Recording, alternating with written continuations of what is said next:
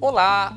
Uma parte do mundo religioso está, diríamos assim, preocupada por um suposto sinal da volta de Cristo apresentado supostamente em Apocalipse capítulo 12, verso 1. Alguns acreditam que um alinhamento especial entre os astros, será um sinal importantíssimo da volta de Jesus. E eles se baseiam em Apocalipse capítulo 12, verso 1.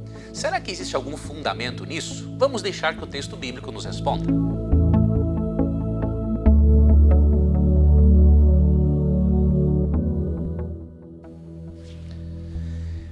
Em primeiro lugar, eu não vou fazer uma análise de todos os argumentos dessa teoria, mas quero apresentar as falhas teológicas que são muito claras, né? E que obviamente vai nos demonstrar que infelizmente essa pessoa está bastante por fora.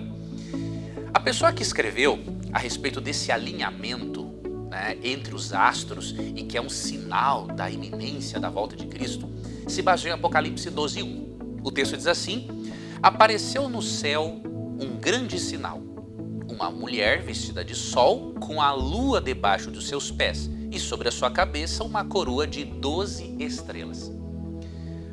Olha a imaginação humana até onde que vai. A pessoa imagina que vai haver um alinhamento entre os astros e a constelação de Virgem, né, vai ter um reflexo do Sol. E aí vai ser possível, a partir deste evento, você predizer a volta de Cristo para 23 de setembro de 2017. O argumento, entre outros, diz assim: no dia 23 de setembro de 2017, a mulher estará vestida de sol, ou seja, a constelação de Virgem, né? Nesse dia, estará vestindo, iluminando, o sol estará iluminando a mulher da constelação de Virgem, a partir do seu ombro esquerdo. E como que eles interpretam a lua debaixo dos pés, em Apocalipse 12, 1, ó. No dia 23 de setembro de 2017, a lua estará debaixo dos pés da mulher. Aí ele dá um desenho, né? Observe nas figuras acima que a lua nesse dia estará debaixo dos pés da mulher da constelação de Virgem. Quais são os pontos fracos dessa teoria? Em primeiro lugar, essa teoria irresponsavelmente interpreta o Apocalipse de uma forma literal.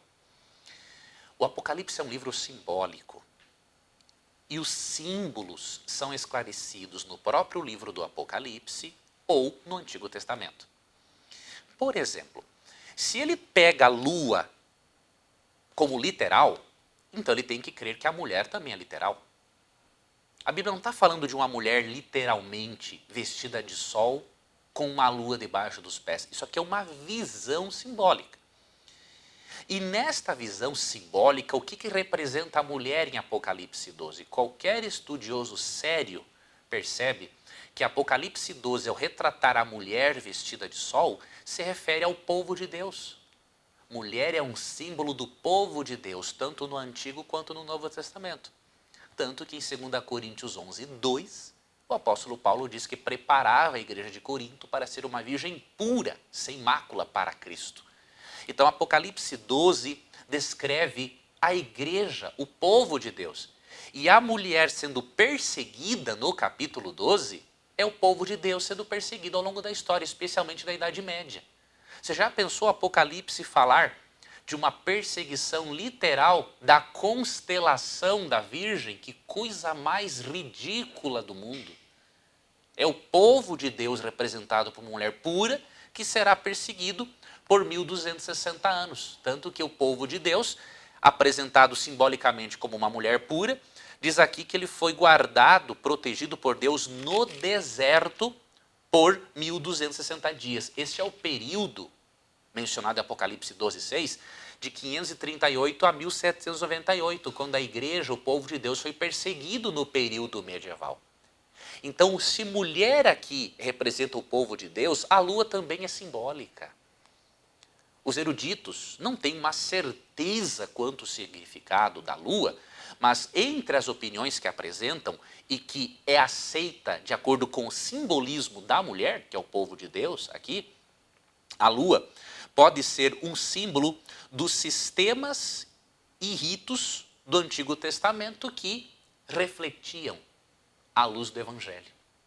O sol representa Jesus, o sol da justiça, né? Na Bíblia, Deus, o sol da justiça. Então, a lua pode ser, assim como ela reflete a luz do sol, podem ser os símbolos e cerimônias do Antigo Testamento que apontavam para Jesus.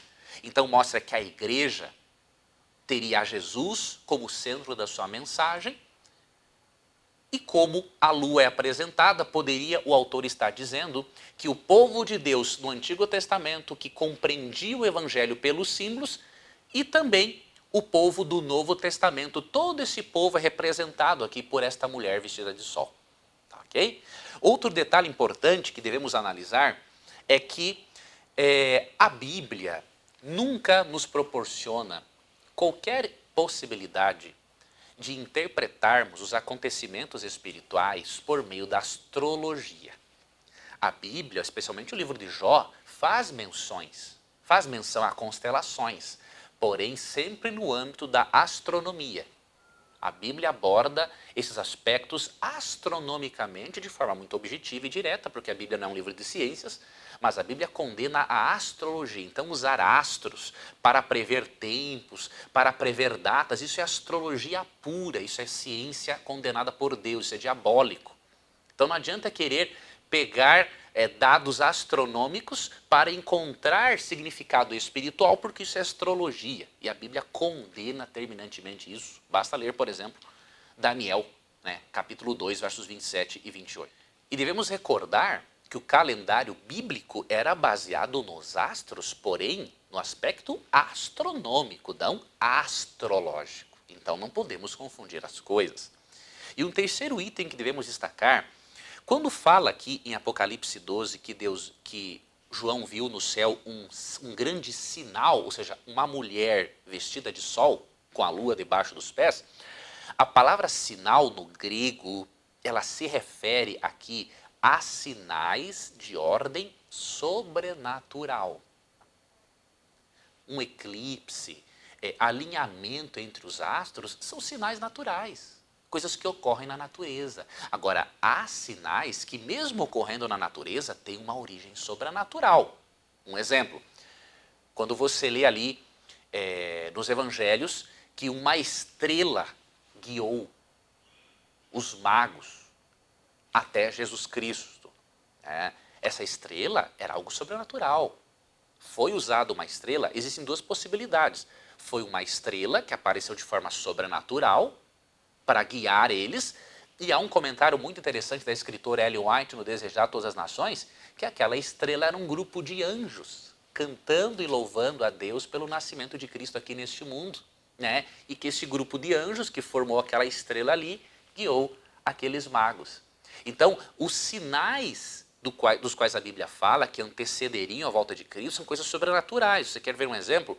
Em Apocalipse 6, quando fala da abertura do sexto selo do Apocalipse, apresenta alguns sinais ocorrendo antes da volta de Cristo, né?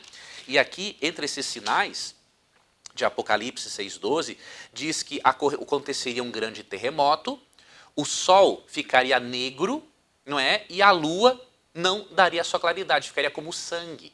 Veja, são sinais que ocorreram nos astros, porém são coisas fora do padrão. Então o termo sinal, no grego, se refere a coisas fora do padrão natural, coisas sobrenaturais. Vou dar mais exemplos para você de que a palavra sinal, aqui usada na Bíblia, tem a ver com algo sobrenatural, não algo natural como um alinhamento entre astros. Tá, ok? Mateus 24:30. Então aparecerá no céu o sinal do Filho do Homem. Todos os povos da terra se lamentarão e verão o Filho do Homem vindo sobre as nuvens do céu com poder e grande glória. Veja, a palavra sinal aqui não é apresentada com o significado de um sinal na natureza, simplesmente. Um sinal que ocorre na natureza, mas de origem sobrenatural.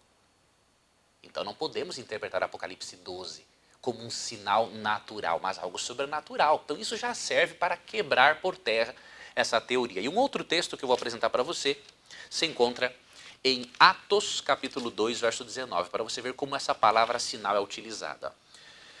Mostrarei prodígios em cima no céu e sinais embaixo na terra, sangue, fogo e vapor de fumaça.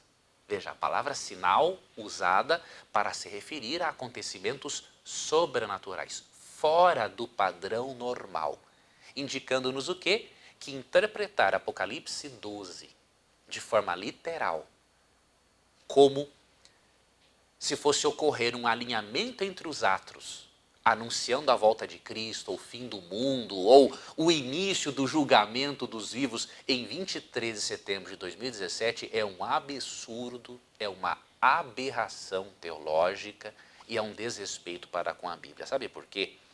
Jesus foi muito claro em dizer, em Atos, capítulo 1, versículo 7, o seguinte: não vos compete conhecer tempos ou épocas que o Pai reservou pela sua exclusiva autoridade. Nesse contexto, está dizendo que nós não podemos saber o momento exato da descida do Espírito Santo, né, sobre o mundo e também a volta de Cristo. Qualquer tentativa de marcar a volta de Cristo se constitui num erro. Nós precisamos ser humildes e aprendermos com os erros passados. Muitos cristãos bem intencionados marcaram a data de Cristo para vários momentos da história.